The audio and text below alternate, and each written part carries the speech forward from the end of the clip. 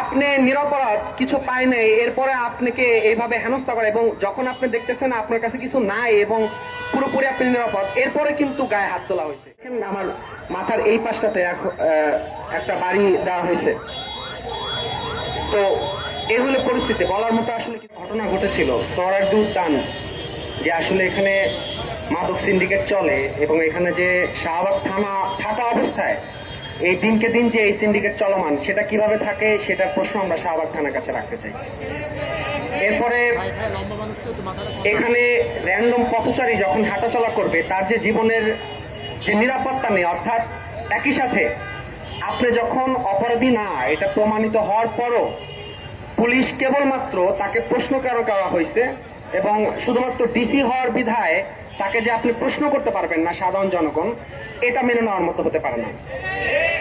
আজকে ঢাকা বিশ্ববিদ্যালয়ে পড়ার কারণে কিংবা ঢাকা বিশ্ববিদ্যালয়ের মতো প্রতিষ্ঠানে পড়ার পর আমি যদি আক্রমণের শিকার হই, হয়তো এই কারণে আমি মোটামুটি আপনারা এখানে এসেছেন বা অনেকে আসছে, কিন্তু এখানে আমি বাদে যে কোনো একজন র্যান্ডম সাধারণ নাগরিক হতে পারতো, তখন কিন্তু হয়তো এই মিডিয়া কাভারেজ থেকে শুরু করে এত বড় কিছু হতো না, সবার সামনে আসতো না।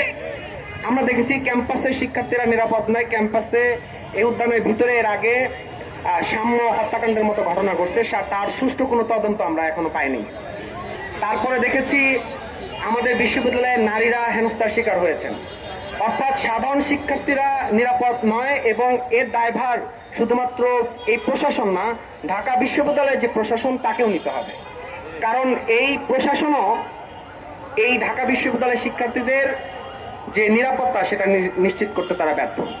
আমি আসলে গতকালকের ঘটনা থেকে এখন পর্যন্ত বিষয়টা নিয়ে দুশ্চিন্তাগ্রস্ত এই কারণে যে আসলে মানে আমার বাবা মা পর্যন্ত ঘটনা চলে গেছে, তারা তো দুশ্চিন্তা করতেছে যে আসলে কি হয়েছে না হয়েছে। আমি তো সবাইকে ধরে ধরে এটা বোঝাতে পারবো না। তা আপনাদের ধন্যবাদ এখানে আসছেন, এবং আমি বলবো যে শুধুমাত্র আজকে আমি হওয়ার কারণে না, এখানে যে কেউ হতে পারতো, ঢাকা বিশ্ববিদ্যালয়ের শিক্ষার্থী হতে পারতো কিংবা ঢাকা বিশ্ববিদ্যালয়ের বাইরে যে কোনো সাধারণ নাগরিক হতে পারতো। পুলিশের কোনো এখতিয়ার নাই যে কেউ যদি অপরাধী হয়ে থাকে তাকে আইনি প্রক্রিয়ায় আপনি বিচার করতেই পারেন, কিন্তু আপনি নিরপরাধ কিছু পায় নাই, এরপরে আপনাকে এইভাবে হেনস্থা করে এবং যখন আপনি দেখতেছেন আপনার কাছে কিছু নাই এবং পুরোপুরি আপনি নিরাপদ, এরপরে কিন্তু গায়ে হাত তোলা হয়েছে।